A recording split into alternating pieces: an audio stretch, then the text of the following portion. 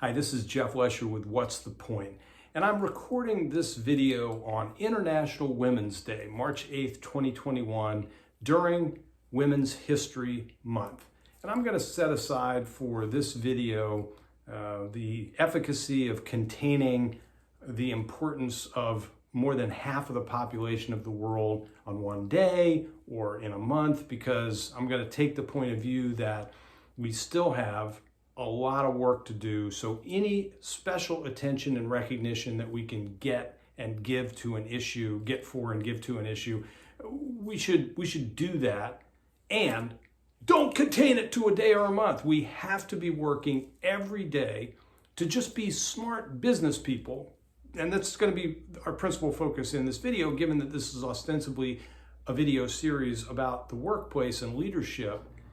It's really important that we not miss the essential lesson of self-interest here, people, that when you have at least half of your population being dismissed in terms of having opportunities to hold certain jobs and not being rewarded equally when they do hold certain jobs, we need to fix that, because it's just bad business.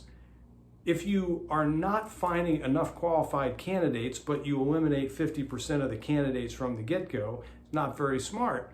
And if you don't treat them appropriately so that they'll stay and perform at their highest level, well, then that's not very smart either. Especially when the flip side is, given the data that we have over a number of years, right now, maybe this changes if we establish equity across organizations overall, but we haven't done that. So the data right now and what they say is that the more women we have in our organizations, especially in positions of leadership, the better our organizations perform.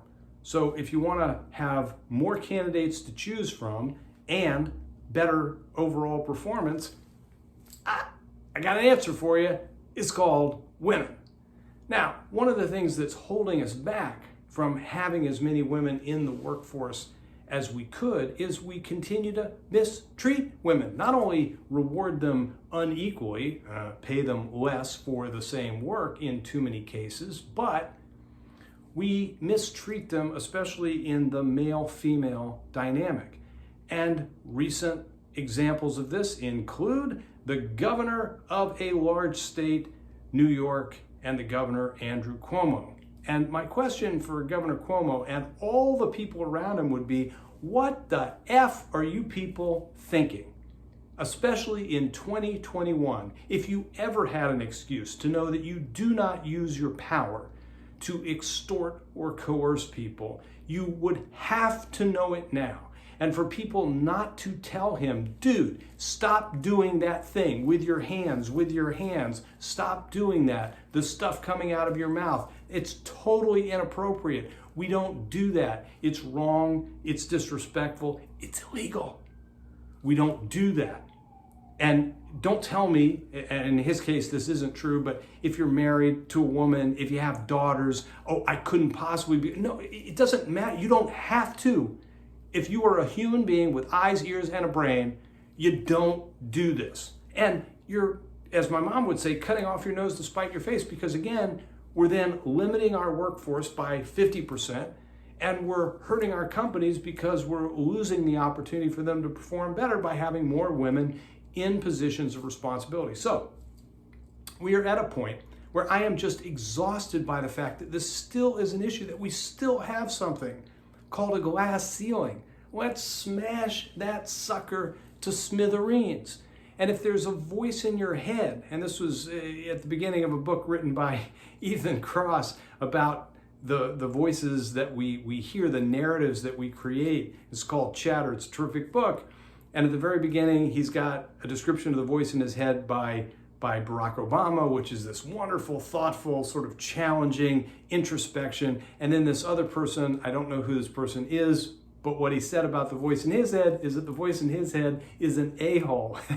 And so maybe for Governor Cuomo and for others, the voice in their head is an a-hole, or maybe they're the a-hole and they should be listening to the voice in their head, which is not, which is stop acting this way, because you are hurting your business as well as the people who you are demeaning, mistreating, etc., and ultimately yourself, because you are rightly going to be held accountable.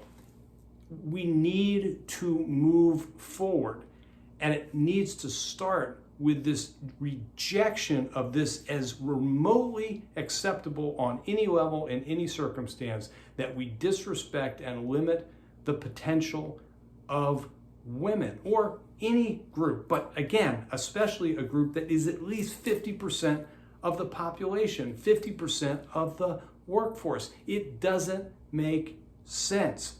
That should be the only point we need to make.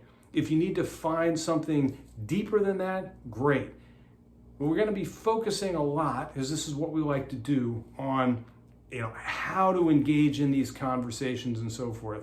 And I don't want to dismiss that entirely out of hand, but I do want to focus your attention and urgency on the action. Like, just treat people like other people, as has been said for many, many years, sometimes referred to the golden rule, do unto others as you would have them do unto you.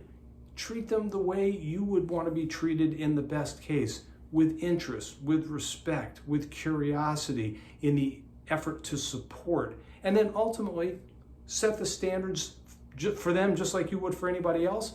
Help develop them to them, support them through them, and hold them accountable as appropriate, as you would anyone. Because guess what? They're just like you. They're a human being. That is the point. And I want us to use this month to get better at exercising it so that it carries us forward well into the year and the future ahead.